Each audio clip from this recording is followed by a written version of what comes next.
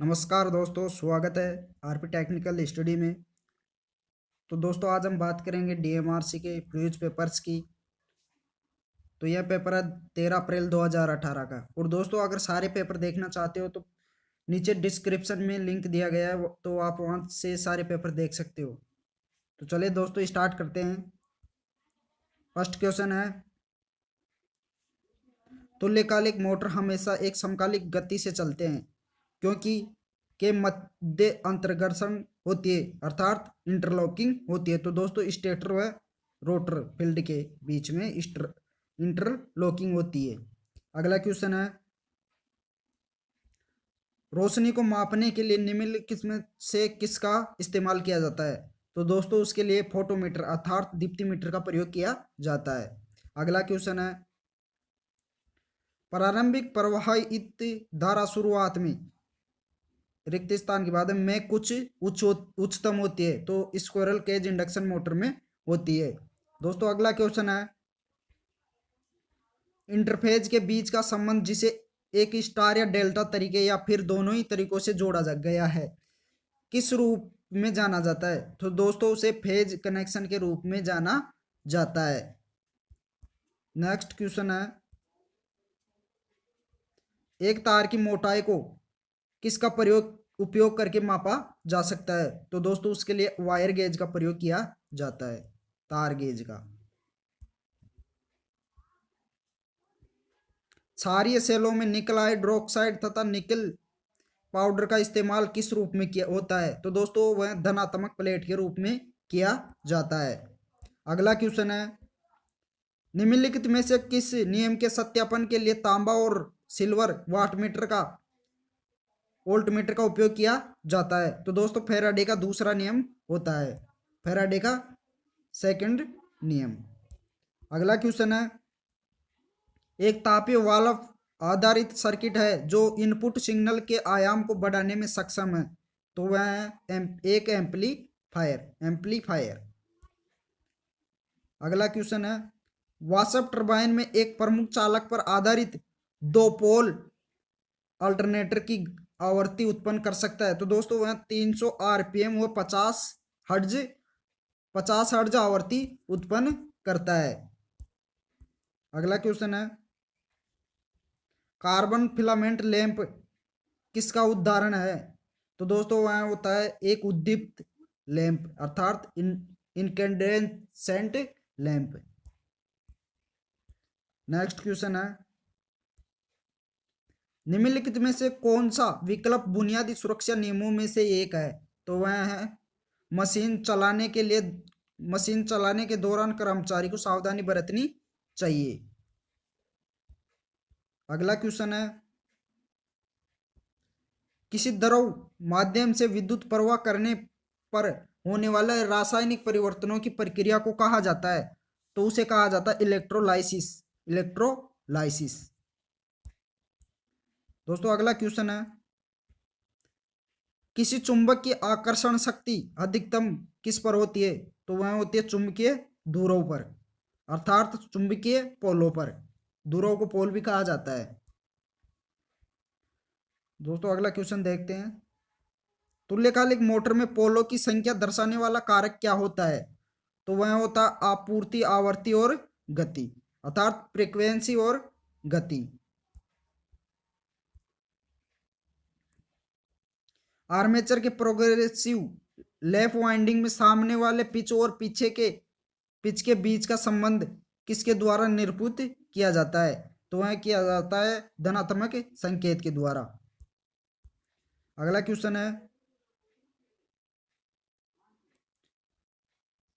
एक DC shunt motor के 3 बिंदु स्टार्टर में आर्मेचर वाइंडिंग जल सकता है यदि स्टार्टर हैंडल जल्दी से घुमाया जाता है? तो इसमें करेक्ट होगा जल्दी से घुमाया जाता है। अगला क्वेश्चन है, आमतौर पर लचीले और हल्के होते हैं, तो वह होते हैं नरम पदार्थ इंसुलेटर। अगला क्वेश्चन है, निम्नलिखित में से किसका उपयोग सजावटी प्रकाश में किया जाता है? तो दोस्तों, वह होता है ड्रम स्विच।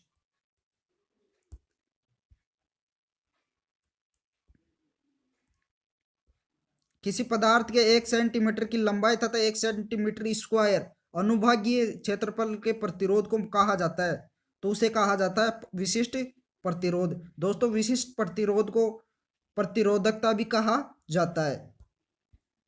अगला क्वेश्चन है, एक अच्छे इंसुलेटिंग पदार्थ की मुख्य आवश्यकता है, तो उसकी उच्च विशिष्ट प्रतिरोध होना चाहिए, अर्थात उच्च प्रतिरोधकता होनी चाहिए, इसमें करेक्ट होगा। अगला क्वेश्चन है, एक लाइन दोष का पता लगाने के लिए लिंक पर अर्थ लाइन को तोड़कर निम्नलिखित में से किसे अस्थायी रूप से रख दिया जाता है, तो दोस्तों वह होता है अर्थ लाइन लिंक।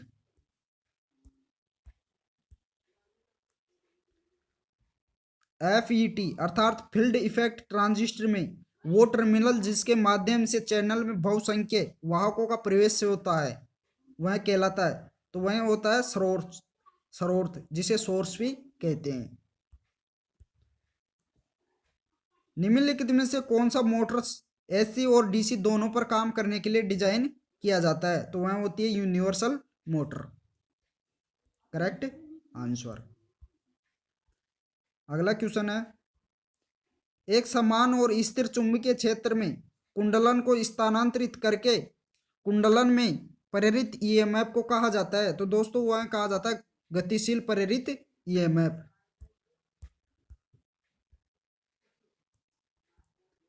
एक कम्यूटेटर के आसन्न क्षेत्रों में जुड़े किसी कुंडली के शुरुआती तथा समाप्ति के छोरों को किस रूप में जाना जाता है, तो दोस्तों उन्हें जाना जाता है लैप वाइंडिंग के रूप में।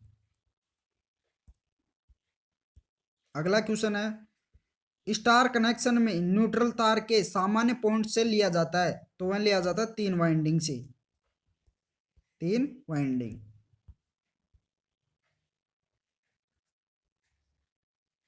अगला क्वेश्चन है,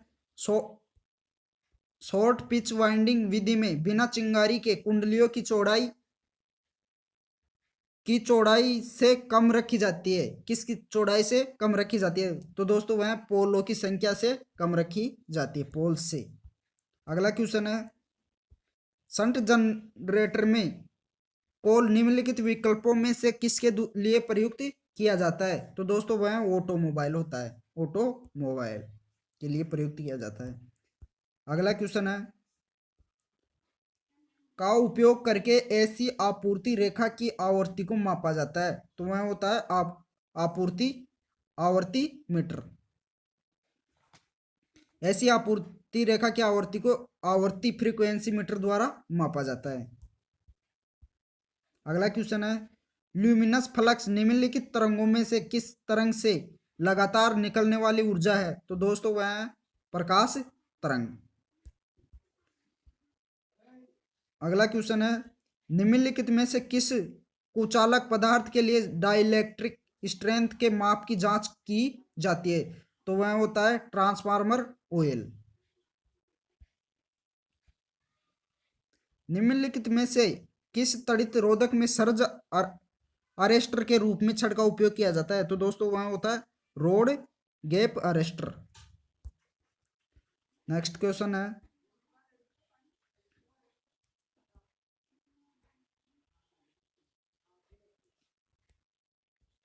निम्नलिखित में से किस ट्रांसफार्मर स्टार्टर में मोटर 15 HP तक का होता है, तो वह होता है स्टार डेल्टा स्टार्टर। दोस्तों स्टार्टर को प्रवर्तक भी कहा जाता है। अगला क्वेश्चन है, रोटरी कन्वर्टर में AC और DC को किसके द्वारा प्राप्त किया जाता है, तो दोस्तों AC और DC को यांत्रिक शक्ति के माध्यम से सापट का घूर्णन करके प्राप्त किया जा सकता है। अगला क्वेश्चन है, फॉरवर्ड बायसिंग में P टर्मिनल सकारात्मक से जुड़ा होता है और N टर्मिनल किससे जुड़ा होता है, तो वह ऋण छोर से जुड़ा होता है।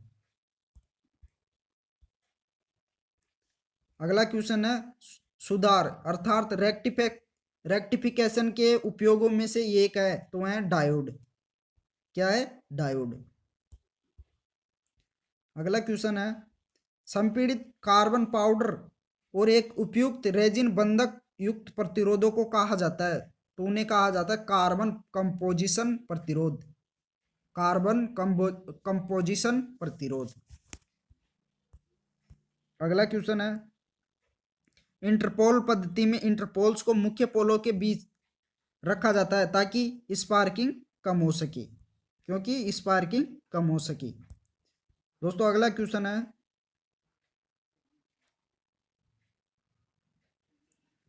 को हासिल करने के लिए डीसी जनरेटर समांतर क्रम में चलाए जाते हैं। तो उच्च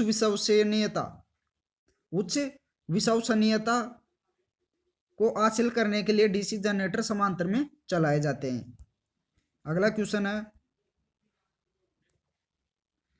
पी टाइप में डोपिंग के लिए निम्नलिखित सामग्रियों में किस एक का उपयोग किया जाता है। तो दोस्तों इसमें गैलीलियम भी होता है तथा इंडेनियम भी होता है। ये दोनों ही पी पदार्थ होते हैं। तो दोस्तों इन दोनों में से कोई भी हो सकता है, दोनों ही पी पदार्थ के होते हैं। तो दोनों ही करेक्ट है। अगला क्वेश्चन है, तड़ित रोधक को फेरने के लिए निम्नलिखित में से किसका उपयोग किया जाता है। तो दोस्तों उसके लिए शरद डायोटर का उपयोग किया जाता है। अगला क्वेश्चन है, वितरण ट्रांसफार्मर का द्वितीयक पक्ष को भूयोजन कर दिया जाता है। क्यों? क्योंकि धरती, मशीन और मानव जीवन को सुरक्षा प्रदान करती है। अगला क्वेश्चन है, ओम मीटर जो सीधे एक सर्किट के प्रतिरोध को ओम में माप सकता है, निम्नलिखित में से किससे निहित होता है। तो वह होता है मूविंग कॉइल गैल्वेनोमीटर। अगला क्वेश्चन है, एक अल्टरनेटर का वोल्टेज विनियमन कम होता है जब लोड सर्किट में होता है। तो वह घटता हुआ पावर फैक्टर होता है। नेक्स्ट क्वेश्चन है, वो कन्वर्टर जिसमें डीसी जनरेटर और एसी मोटर को यांत्रिक रूप से युग्मित किया जाता है, अर्थात कपलिंग किया जाता है, उसे किस रूप से जाना जाता है। तो दोस्तों उसे मोटर और जनरेटर सेट के नाम से जाना जाता है, मोटर जनरेटर सेट। अगला क्वेश्चन है, वे उपकरण जो तुलनीय तरीके से उपयोग किए जाते हैं वे होते हैं। तो वे होते हैं वोल्ट मीटर और आवर्ती मीटर। निम्नलिखित मोटर्स में से कौन उच्च दक्षता वाला है। तो वह होता है सिंक्रोनस मोटर। अगला क्वेश्चन,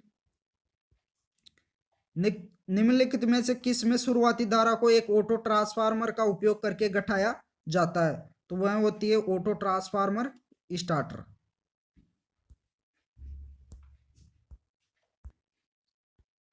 अगला क्वेश्चन है, किसी उप स्टेशन के लिए निम्नलिखित में से कौन सा सबसे उपयुक्त प्रकार का अर्थिंग है। तो वह है पाइप अर्थिंग। अगला क्वेश्चन है, किसी कुंडली का वो हिस्सा जो एक स्लॉट में रहता है उसे कहा जाता है। तो दोस्तों उसे कुंडली साइड कहा जाता है।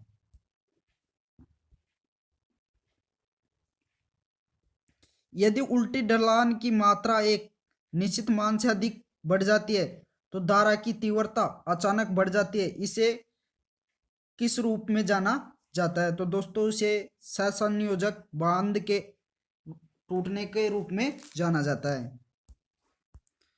अगला क्वेश्चन है, डायोड को द्विध्रुवीय साधन के रूप में वर्गीकृत किया जाता है क्योंकि उनके माध्यम से धारा का चालन दोनों छिद्रों और मुक्त इलेक्ट्रॉनों के कारण होता है।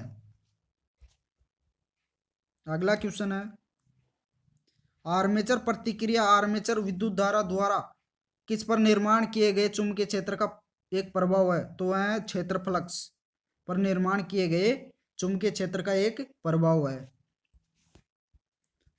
नेक्स्ट क्वेश्चन है, ऐसी सर्किट में अगर विरोध शून्य है तो पावर फैक्टर होता है। तो पावर फैक्टर इकाई होता है, अर्थात एक होता है।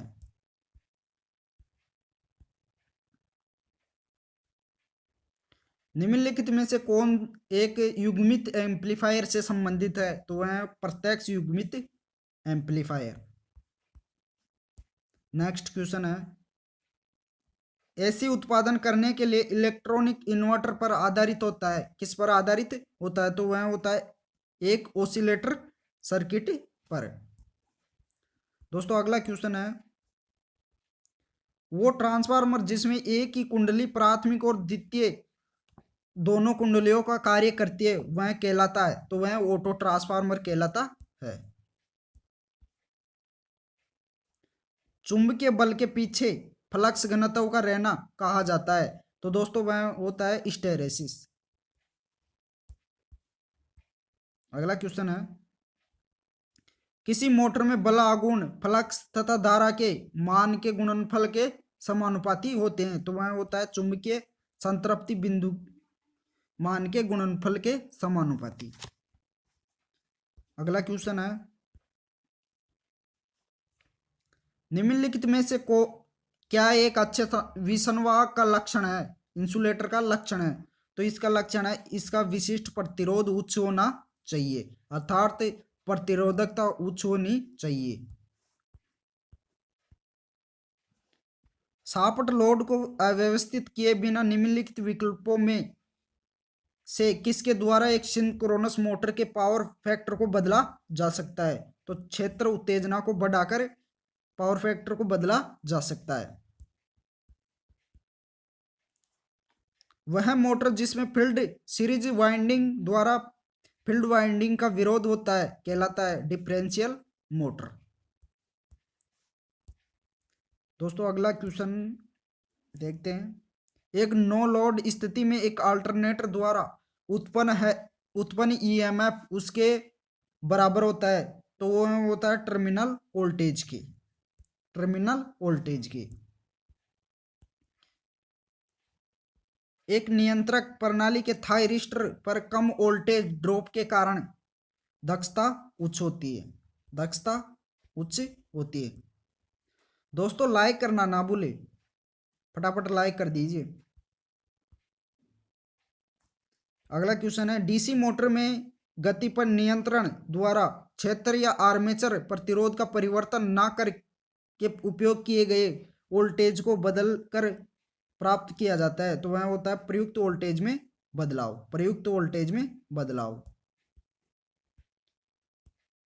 अगला क्वेश्चन है, किसी डीसी जनरेटर में अधिकतम ईएमएफ तब उत्पन्न होता है जब प्रवाह अर्थात फ्लक्स के परिवर्तन की दर अधिकतम हो। अगला क्वेश्चन है, एक ऐसा उपकरण है जिसका उपयोग इलेक्ट्रॉनिक सर्किट पूरा करने और तोड़ने के लिए किया जाता है। तो वह होता है स्विच का उपयोग इलेक्ट्रिक सर्किट पूरा करने और तोड़ने के लिए किया जाता है। अगला क्वेश्चन है, निम्नलिखित में से कौन सा यंत्र किसी उपकरण के मध्य प्रतिरोध को मापने के लिए उपयोग किया जाता है? तो वह है ओम मीटर। अगला क्वेश्चन है, निम्नलिखित में से कौन सी गैस इंसुलेटर बड़ी विद्युत मशीनों में शीतलक के रूप में उपयोग किया जाता है? तो हाइड्रोजन का उपयोग किया जाता है। को मिक्सर ग्राइंडर के सार्वभौमिक मोटर में उपयोग किया जाता है? तो दोनों फील्ड वाइंडिंग और आर्मेचर वाइंडिंग का उपयोग किया जाता है।